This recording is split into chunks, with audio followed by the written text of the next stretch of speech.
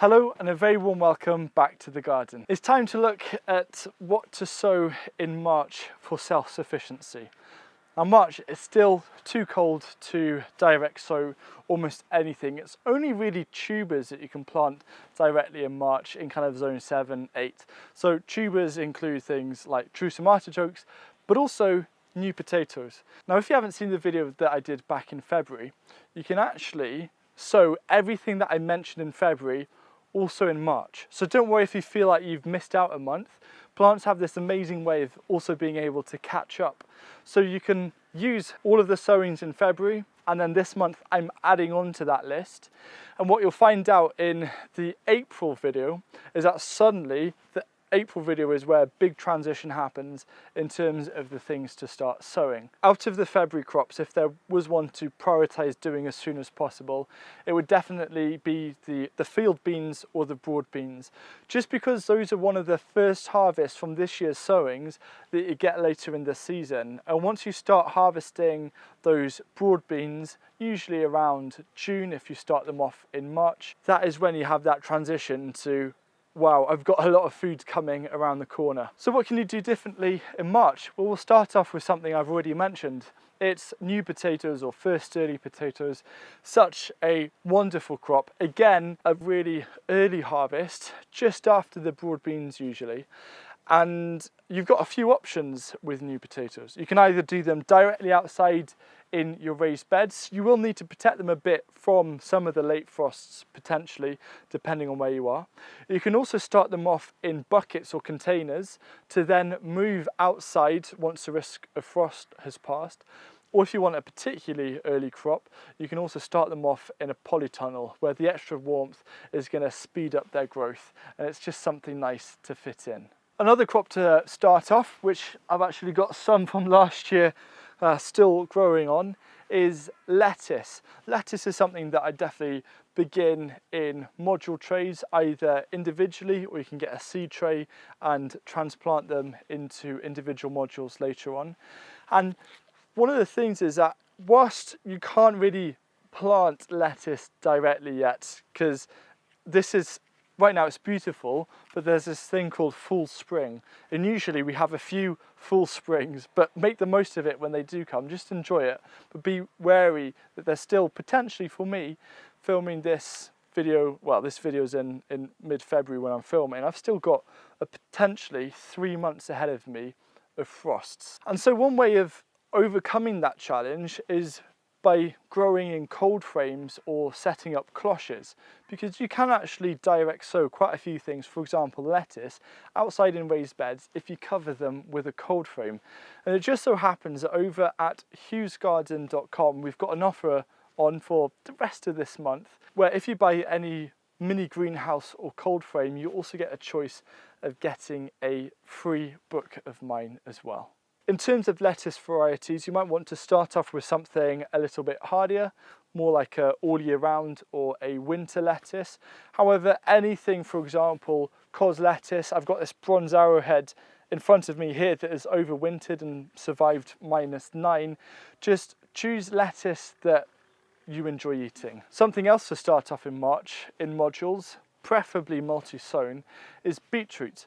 And you've got a few options here. You can either grow the normal traditional beetroot, you know, the purple ones, the ones that stain your hands, or you can look at growing some golden beetroots. There's a lot of people, and I understand why, that aren't really a fan of purple beetroot because it can taste a little bit too earthy.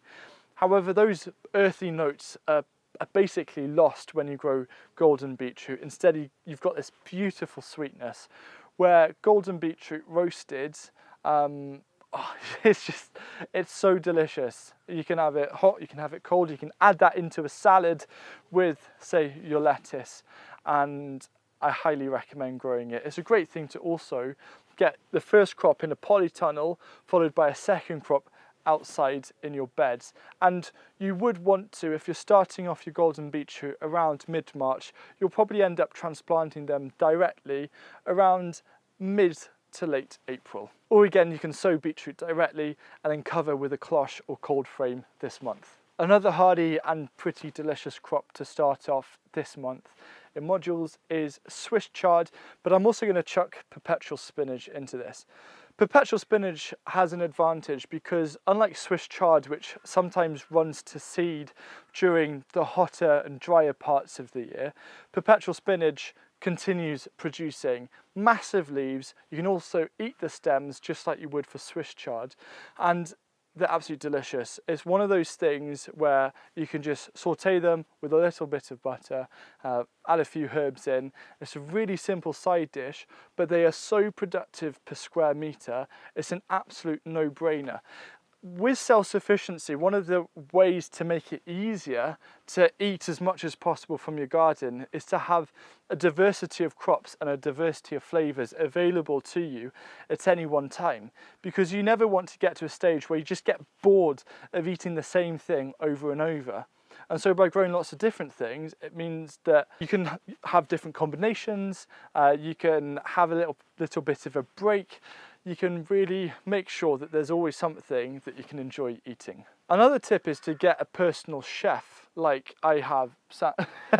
On the subject of having access to a variety of flavours and things that bring versatility to what you're cooking, herbs certainly fall under that. And March is a great time to start off parsley, dill, coriander, and also things like chervil as well from seed.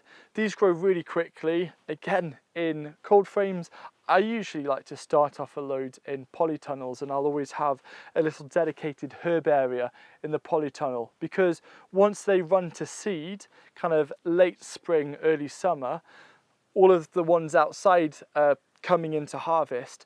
And when herbs run to seed, for example, dill and also coriander, it's amazing for the pollinators, and it's a great way to attract pollinators into an undercover space. Parsley is a bit different because it's a biennial, but parsley is great. And you want to make sure that you have some parsley ready for when you have those new potatoes to enjoy. Imagine a new potato salad with a bunch of your parsley as well. And also it's a good point in March to think about perennial herbs, because chives, rosemary, thyme, marjoram, sage, these are all different flavour notes that you can use, and you can try them, you can create your own mixes. Again, it's a way to elevate and add variety to flavour all of the other things that you're growing in your garden. A little birdie just told me, a birdie called Sam Cooper, that if you grow marjoram, you can substitute that.